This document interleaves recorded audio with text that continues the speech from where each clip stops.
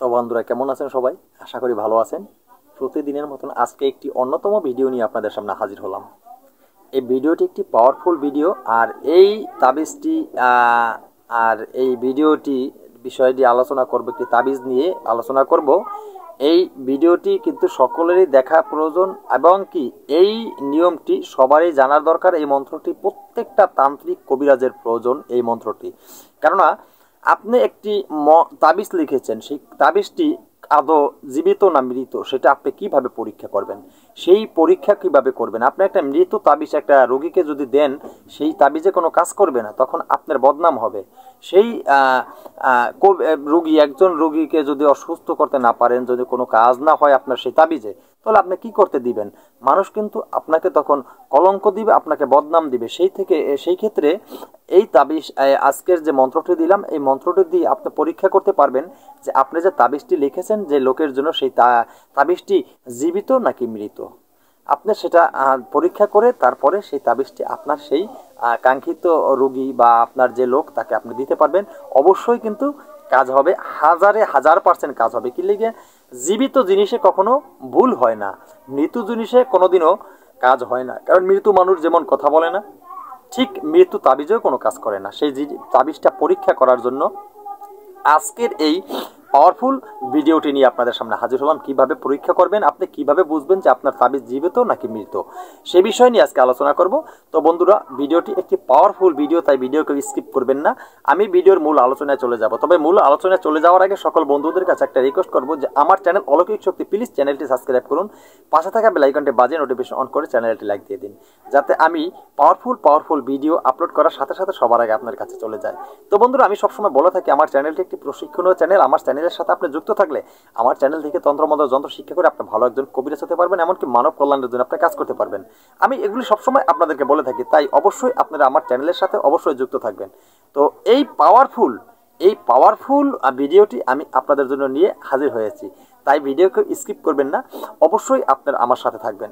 আপনারা যদি আমার চ্যানেল সাবস্ক্রাইব করেন, আমি আনন্দের সাথে ভালো ভালো ভিডিও পোস্ট করতে পারি, কারণ আমি দেখতে পারি আপনারা আমার সাথে আছেন, আমি আপনাদের ভালোবাসা পেয়েছি, এই জিনিসগুলো আমি দেখতে পারি। ইদানিং আমার চ্যানেলে যেহেতু আমার সাবস্ক্রাইবার বন্ধুরা, আমার দর্শক বন্ধুরা চ্যানেল সাবস্ক্রাইব করতেছেন, তো আনন্দের সাথে কিন্তু আমি আপনাদেরকে পাওয়ারফুল ভিডিওগুলো দেওয়ার জন্য প্রস্তুত হয়ে গেছি। আর সামনে যারা অবশ্যই চ্যানেল সাবস্ক্রাইব করবেন, অবশ্যই ভালো ভালো ভিডিও আপনারা কিন্তু পাবেন। আমি এখন থেকে যতগুলো ভিডিও দেবো সব পাওয়ারফুল ভিডিওগুলি দেবো, আপনারা দেখবেন। আপনারা দেখলেই বুঝতে পারবেন যে গুরুজি আমাদেরকে কি ভিডিও দিয়েছে। যাই হোক, আমি কথা বাড়াবো না। আজকের যে বিষয়টা নিয়ে আলোচনা করব, এই পাওয়ারফুল বিষয়টি আপনি কিভাবে বুঝতে পারবেন যে আপনার তাবিজটা জীবিত নাকি মৃত। আপনি একটি তাবিজ লিখেছেন, আমি সবসময় বলি যে তাবিজ লেখার কতগুলো নিয়ম আছে। তাবিজ লেখার যে নিয়মগুলি, তাবিজ লেখার দিন এবং তাবিজ লেখার সময় এবং তাবিজ লেখার কলম, তাবিজ লেখার কালি, তাবিজ লেখার কতগুলি বিস্তারিত বিষয় আছে। কাগজ কিসের উপর আপনার তাবিজটা লিখবেন, সেটিকে ভূর্জপত্রে লিখবেন না সাদা কাগজে লিখবেন, নাকি কোনো রঙিন কাপড়ের উপরে আপনি অঙ্কন করবেন, এই যে বিস্তারিত বিষয় আছে। তো বন্ধুরা, অনেক তাবিজ যেগুলি আছে, গাদার হাড়ের উপরে লিখতে হয়, বরকির হাড়ের উপরে, এমনকি শুয়োরের হাড়ের উপরে, উটের হাড়ের উপরে, এবং কি গরুর হাড়ের উপরে, এরকম অনেক তাবিজ লিখতে হয়। তো বন্ধুরা, এই যে আবার অনেকটা তাবিজ আছে যেগুলি আপনি নকশা বা তাবিজ যেরকম লিখবেন, আপনি তাবিজ যেটা নকশা যেগুলো আর কি, বা অনেক মন্ত্র আছে এরকম মরার ঘুলির উপরে লিখতে হয়। এইরকম বিভিন্ন ধরনের জিনিস কিন্তু হয়। তা হইলেও যাই হোক, আপনি যে ধরনের তাবিজ আপনি লিখেছেন, যেটা কাগজে লিখেছেন বা ভূর্জপত্রে লিখেছেন, যেভাবে লিখেছেন, আপনি তো এরকম একটি সাদা কাগজে একটি তাবিজ লিখেছেন, সেই তাবিজটি সঠিক লেখা হয়েছে, সেটা কি জীবিত, সেটা আপনি যাকে দিবেন তার কি কাজ করবে সে তাবিজটি, সেটা আপনি কিভাবে বুঝবেন? সেটা বুঝতে হলে আজকে যে আমি একটি মন্ত্র নিয়ে এসেছি, এই মন্ত্রটি কিন্তু আগে আপনাদের মুখস্থ করতে হবে। অত্যন্ত পাওয়ারফুল একটি গুপ্ত মায়াং মন্ত্র। এই মন্ত্রটি যদি আপনি ভালোভাবে আগে মুখস্থ করে নেন, তারপরে আপনি আমার বলা যে নিয়ম মতন কাজ করলে এর সুফল আপনি পেয়ে যাবেন। তো বন্ধুরা, মন্ত্রটি আগে আমি কণ্ঠস্থ একবার বলে দেবো, ভিডিওর শেষে অবশ্যই মন্ত্রটি স্ক্রিমে দেবো। কারণ অনেক বন্ধুরা অফলাইনে ফোন করে বলেন যে গুরুজি, আপনি ভিডিওর শেষে স্ক্রিমে মন্ত্র দিলে মন্ত্র আমরা পাঠ করতে পারি না, তো কেননা আমরা লেখাপড়া জানি না, তাই আপনি কণ্ঠস্থ একবার বলে দিলে আমাদের সুবিধা হয়। তো আর তাদের ক্ষেত্রে আমি বলেছি যে প্রত্যেকটা মন্ত্র আমি একবার কণ্ঠস্থ ধীরে ধীরে বলে দেবো, এত আস্তে বলবো যাতে আপনাদের প্রত্যেকের আপনাদের সুবিধা হয়, যাতে আপনারা শিক্ষা করতে পারেন সহজে। সেই ক্ষেত্রে ক্ষেত্রে এই মন্ত্রটি কণ্ঠস্থ আমি একবার বলে দিব, তারপরে অবশ্যই আপনাদের নিয়মগুলি বলে দিব। ভিডিওকেও স্কিপ করবেন না। তো বন্ধুরা, ভালো জিনিস পেতে হলে একটু সময় দিতে হয়। আপনারা যদি ভিডিও স্কিপ করে চলে যান তাহলে আমি কি আলোচনা করব, কি শিক্ষা দেবো আপনাদেরকে? ভুল ভাল কিছু বলে গেলাম আমি, কোনো কাজ হলো না, আপনারা মন্ত্র শিক্ষা করলেন, কোনো উপকার হলো না, কি লাভ হবে বলেন? তাই একটু সময় দিয়ে যদি আপনারা ভিডিও দেখেন, কথাগুলি শোনেন, অবশ্যই আপনাদের কাজে লাগবে। আমি হয়তো হঠাৎ করে পৃথিবী থেকে এক সময় চলে যেতে পারি, কিন্তু এই কথাগুলি যদি আপনারা আমার কথা মতন, আমার কথাগুলি যদি আপনারা বোঝার চেষ্টা করেন, একটু মনোযোগ দিয়ে ধৈর্য সহকারে যদি শেখার চেষ্টা করেন, কোনো জিনিস আপনারা বিফল কখনো হবেন না। তো যাই হোক বন্ধুরা, মন্ত্রটি আগে কণ্ঠস্থ একবার বলে দিচ্ছি। মন্ত্রটি হলো এই: ওম তেজ কৈলাস মাথা এসো এ স্থানে ব্রহ্মা বিষ্ণু ধ্যান করি বসি যোগ আসনে। আমি ভক্ত তোমায় ডাকি, এসো কৈলাস সারি, দোহাই দোহাই শিবের মাগো, এসো তারা করি। ওম হ্রিং ক্লিং দ্রিং হুং ফট। ওং হ্রিং ক্লিং রিং দ্রিং উত্তম ওং ক্রো ফট সোহা। এই ছিল মন্ত্রটি। এই মন্ত্রটি আগে আপনাদের ভালোভাবে মুখস্থ করে নিতে হবে। তো বন্ধুরা, মন্ত্রটি যখন আপনাদের মুখস্থ করা হয়ে যাবে, এই মন্ত্রটি উত্তর দিকে অথবা পূর্ব দিকে মুখ করে আপনি বসবেন, বসে সামনে আগরবাতি মোমবাতি জ্বালাবেন, পরিষ্কার একটি আসনে বসবেন, এমন পরিষ্কার কাপড় পরিধান করবেন, নিজে উজু বা গোসল করে পবিত্র হয়ে তারপরে এই মন্ত্রটি 108 বার পাঠ করবেন। মন্ত্রটি যখন 108 বার পাঠ করা হয়ে যাবে, মন্ত্রটি কিন্তু অন্যতম শক্তিশালী হয়ে যাবে। এরপরে আপনার কি করবেন, আপনার প্রয়োগ বিধি। তো একটা কথা মনে রাখবেন, আমি এই যে মন্ত্রটি বিস্তারিত বিষয় নিয়ে আলোচনা করলাম, প্রয়োগ বিধি কিভাবে। এই প্রয়োগ বিধি হলো, যেমন আপনি মনে করেন এই যে কাজটি করবেন, মন্ত্র মুখস্থ, মন্ত্র 108 বার জপ করবেন, এই কাজগুলি সব কিন্তু করবেন চোখ বন্ধ করে। আপনি কিন্তু চোখ খোলা রেখে কোনো কাজ করবেন না, চোখ বন্ধ করে কাজগুলি করতে হবে।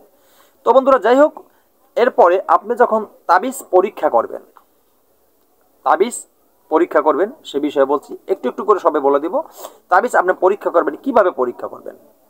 আপনি এই যে এটা মনে করেন, এটা যদি একটা এরকম একটা তাবিজ যদি হয়, সেটাকে আপনি এভাবে সুন্দর করে মুড়িয়ে নিতে হবে। কিভাবে? আপনি এই তাবিজটাকে আপনি সুন্দরভাবে মুড়িয়ে নেবেন। কিভাবে মুড়িয়ে নেবেন আমি কিন্তু দেখাচ্ছি। মনে করেন আপনি মুড়িয়ে নিয়েছেন, এটা একটা তাবিজ। তাবিজটি আপনি কোথায় রাখবেন? আপনি কোথায় রাখবেন তাবিজটি? আপনার যে ডান হাত, ডান হাতের মাঝের 2 আঙ্গুলের ফাঁকে রাখবেন। এই যে ডান হাতের মাঝের 2 আঙ্গুল। এখন বলতে পারেন, গুরুজি মাঝের 2 আঙ্গুল কোনটা? এই যে 2টা।